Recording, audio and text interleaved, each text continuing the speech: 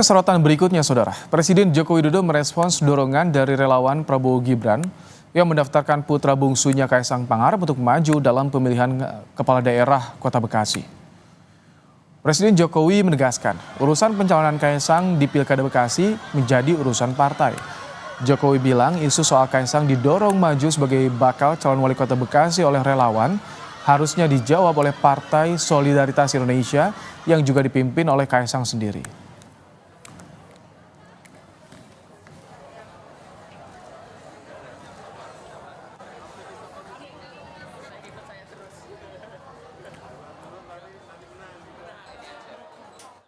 Tanyakan ke partai, ke PSI, tanyakan ke PSI.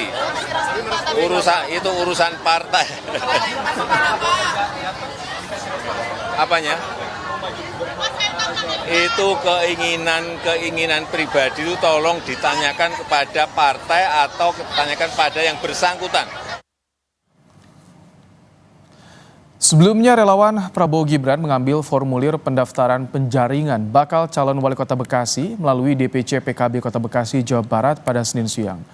Formulir untuk mendaftarkan Ketua Umum PSI Kaisang Pangarep, Ketum Relawan Nasional Pro Relawan Prabowo Gibran, Richard Effendi menyebut sudah berkomunikasi dengan DPP PKS soal rencana relawan majukan Kaisang Pangarep dalam Pilwakot Bekasi. Nama Kaisang dinilai masuk dalam bursa bakal calon wali kota Bekasi atas aspirasi dari masyarakat.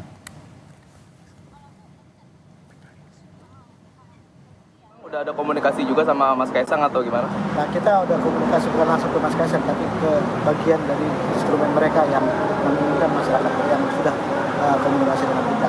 Termasuk komunikasi dengan PSI, Bang? DPD, Kota Bekasi? Bukan di pusat.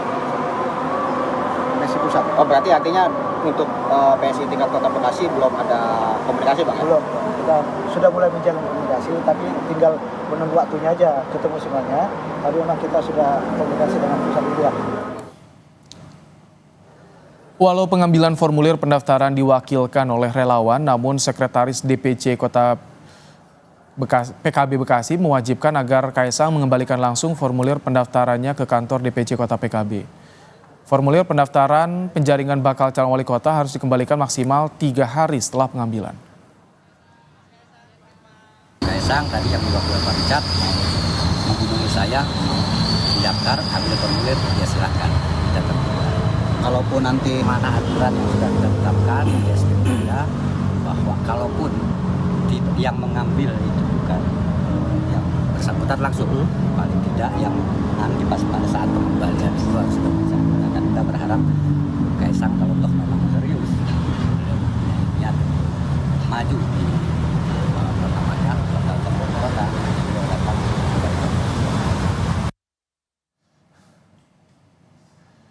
Syarat batas usia calon kepala daerah yang diatur dalam Undang-Undang Nomor 10 Tahun 2016 tentang Pilkada pada pasal 7 ayat 2 huruf E tertulis untuk calon gubernur dan calon wakil gubernur usia paling rendah 25 tahun. Sementara untuk calon bupati atau wali kota batas usia paling rendah 25 tahun. Sementara putra bungsu Jokowi Kaisang Pangarep saat ini sudah berusia 29 tahun dan memenuhi syarat batas usia jika ingin maju dalam kontestasi pemilihan wali kota Bekasi 2024.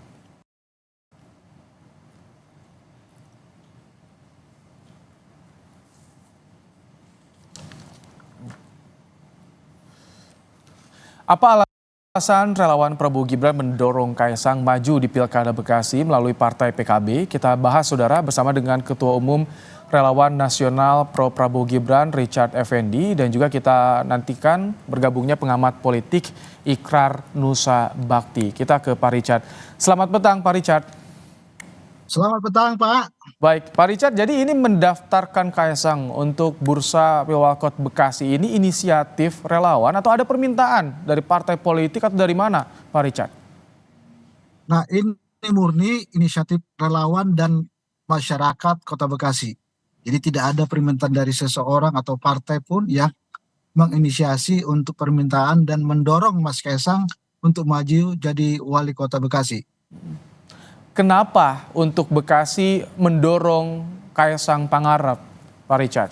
Apa kinerja yang sudah terlihat, prestasi Kaisang apa sih untuk dijual kepada warga Kota Bekasi? Pertama, kami menganggap Mas Kaisang itu eh, sosok anak muda yang visioner.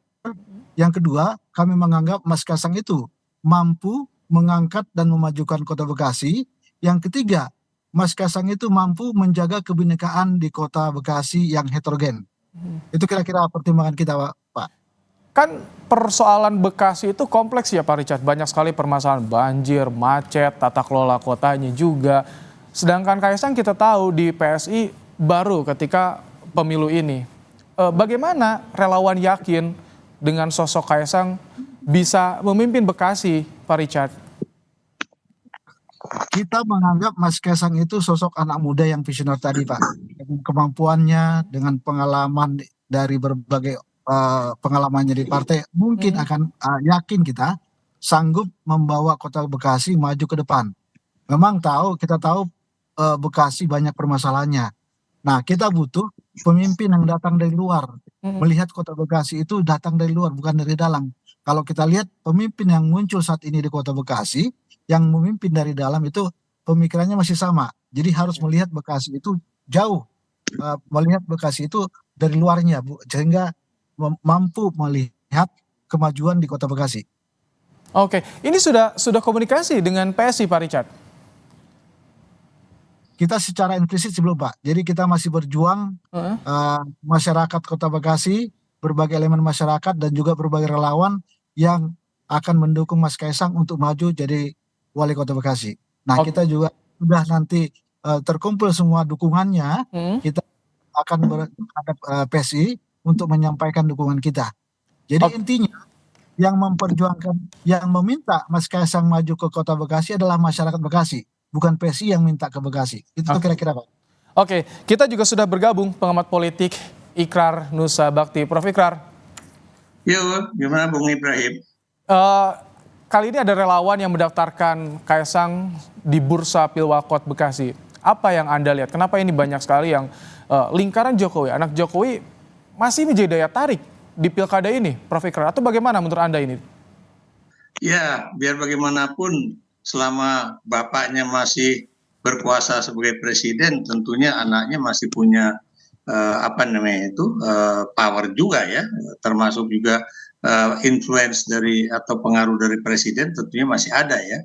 Cuma yang saya heran, ini kok Kaisang bisa pindah-pindah begitu ya. Maksud saya tadinya ingin jadi wali kota Depok, kemudian ingin menjadi wali kota di di Jawa Tengah, Solo. kemudian juga Solo, dan kemudian juga di wilayah yang lain, sekarang masuk Bekasi ya. Walaupun saya juga tidak berbeda pandangannya dengan Bung Effendi tadi ya, Bung Rikat tadi ya. Kenapa demikian? Karena memang kalau memang dia itu bisa terpilih ya, dia bisa saja menjadi orang yang diharapkan bisa berfungsi secara baik di Bekasi. Karena Anda tahu ya, Kota Bekasi itu kalau kita lihat dari prasarana jalannya itu benar-benar amburadul gitu kan. Kemudian juga sekolah juga boleh dikatakan perhatian dari pemerintah daerah kurang sekali begitu kan.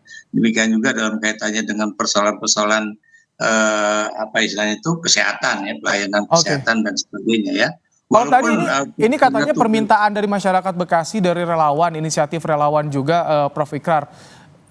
Masih jadi jaminan tentu lingkaran Jokowi ini bisa menata atau menjadi daya jual di pilkada ini?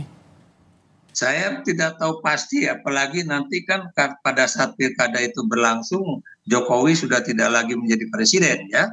Tapi biar bagaimanapun ya, saya menduga biar bagaimanapun anggaran yang dimiliki Jokowi itu kan masih cukup besar ya, untuk kemudian mendanai anaknya untuk maju, baik itu di pilkada untuk jabatan gubernur ataupun wali kota ya, seperti untuk anak mantunya di Sumatera Utara sebagai calon gubernur, untuk Kaisang sebagai calon wali kota ya. Tapi kita juga nanti lihat saja apakah masyarakat Bekasi ya itu juga akan kemudian memberikan sambutan yang baik juga ya. Apalagi buat saya agak aneh juga, kok bukan PSI yang mengajukan tapi malah PKB dan juga ingin juga dapat dukungan dari PKS dan sebagainya. Apa artinya itu? Berarti memang PSI belum memiliki perwakilan di parlemen daerah di Bekasi gitu. Karena itu dia menggunakan apa istilahnya itu kendaraan lain ya, yaitu yang dimiliki PKB atau PKS dan juga partai-partai lain gitu. Tapi ini juga aneh. Kenapa aneh? Karena kok bukan dari partai yang berasal dari 02, tapi malah yang berasal dari 01. Kita tanyakan, Prof. Ikrar ya, Pak Richard, kenapa PKB, kenapa enggak Golkar atau Gerindra yang biasanya sudah terbuka nih, kalau pada keluarga Jokowi, berkaca pada kemarin Bobi Nasution, Golkar kan terbuka tuh. Nah, kenapa kita milih ke PKB? Nah, kebetulan PKB ini kemarin memberikan ruang untuk semua elemen masyarakat untuk mendaftarkan maju jadi calon wali kota. Yang kedua, saya lihat sosok struktural di PKB Kota Bekasi agak unik nih. Itu semua dipimpin oleh anak-anak muda. Jadi saya lihat memang mereka lebih visioner dibandingkan partai-partai yang lain yang sudah banyak orang tua. Sehingga ini jadi satu entry point bagi kami relawan untuk memilih PKB sebagai entry point masuknya Kaisang. Nah, untuk partai-partai yang lain, menurut informasi yang kami dapat, mereka harus mendapat rekom. Nah, beda dengan PKB, dari bawah dulu, mendaftar dulu, baru berbicara dengan rekom, dipanggil oleh DPP PKB. Nah, itu yang melihat kami agak beda dengan partai-partai lain. Nah, pertanyaan tadi Pak Ikrar tadi, kenapa bukan dari PSI? Nah, kalau PSI yang mencalonkan PKB, mencalonkan Mas Kaisang, berarti PSI yang menginginkan Mas Kaisang yang jadi wali kota. Nah, ini yang menginginkan wali kota bukan PSI, tapi masyarakat Kota Bekasi. Nah, itu bedanya Mas. Kira-kira gitu. Tapi ke partai lain nanti akan juga buka komunikasi atau bagaimana? Atau ini akan mengandalkan full kekuatan relawan nanti ketika sudah ada kendaraan dari partainya? Nah, sudah ini nanti kita akan bersafari ke partai-partai lain untuk meminta dukungan, untuk mendorong Mas Kaisang maju jadi wali Kota Bekasi. Kira-kira gitu, Pak. Oke, Prof. Ikrar, proyeksi apa yang bisa Anda tangkap, gambarkan ke depan dengan pencalonan kembali mendorong keluarga Jokowi, anak Jokowi, mantu Jokowi di pilkada? Apa yang kira-kira bisa terbayangkan nanti kepentingan politiknya?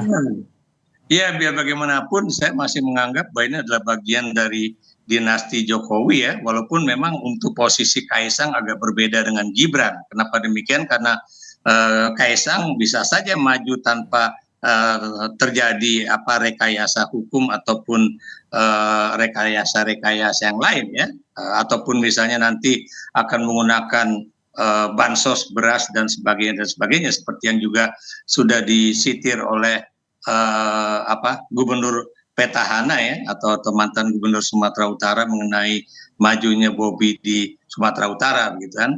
Nah, tapi kalau kita lihat ya, ini di daerah Bekasi, khususnya Kota Bekasi, Anda tahu yang banyak menjadi wakil dari Bekasi itu adalah kalau nggak salah Golkar ya, PDIP dan juga tentunya PKS ya. Dan kenapa juga misalnya relawan dari Jokowi itu tidak misalnya mencari dukungan dari PKS, karena biar bagaimanapun yang menjadi bupati di wali kota di Bekasi ini kalau nggak berasal dari Golkar, dari PDIP atau dari PKS atau koalisi di antara partai-partai tersebut begitu kan. Walaupun kita juga tahu Bekasi juga memiliki sejarah yang cukup suram mengenai wali kotanya ya. Kenapa demikian? Karena kalau nggak salah sudah paling tidak ada 2 wali kota Bekasi itu kemudian terkena kasus korupsi begitu. Oke, Pak Richard, ini kan pendaftaran kemarin formulir diambil Senin siang ya.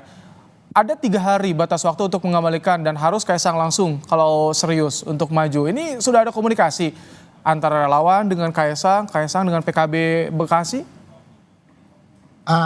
Pertama gini, maaf nih Pak Indra, kita mau coba mematahkan dulu pendapat ini membangun dinasti Pak Jokowi. Nah, kami ini bukan mau membangun dinasti Pak Jokowi untuk mendukung Mas Kaisang maju ke Kota Bekasi. Ini kayak keinginan murni dari masyarakat. Yang kedua, kita masih menjalin hubungan nih dengan PSI, juga dengan PKB. Nah, kita akan mengembalikan itu sesudah bertemu nanti dengan Mas Kaisang. Jadi kita masih mencari, kita lagi saat ini mau mencari waktu, momen yang tepat bertemu dengan Mas Kaisang bersama Pak relawan dan para elemen masyarakat yang mendukung Mas Kaisang untuk maju jadi wali kota Bekasi. Ini kapan? Karena kan deadline-nya besok berarti Pak Richard ya? Harus kembalikan formulirnya.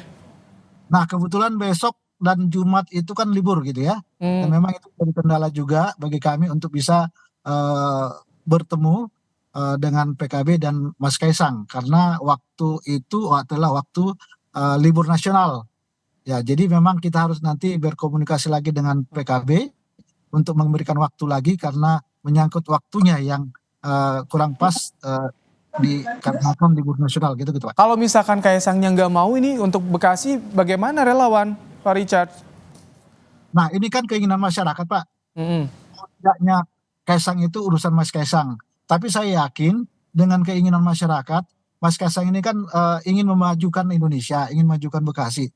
Saya rasa dia akan berpikir balik untuk menolak keinginan masyarakat. Itu kira-kira. Oke, Prof. Ikral, ketika ada dorongan dari masyarakat, apa yang bisa menguatkan Kaisang? Oke, pilihlah di Bekasi. Kira-kira ini mulus atau tidak nih pencalonan Kaisang ini, Prof. Ikral?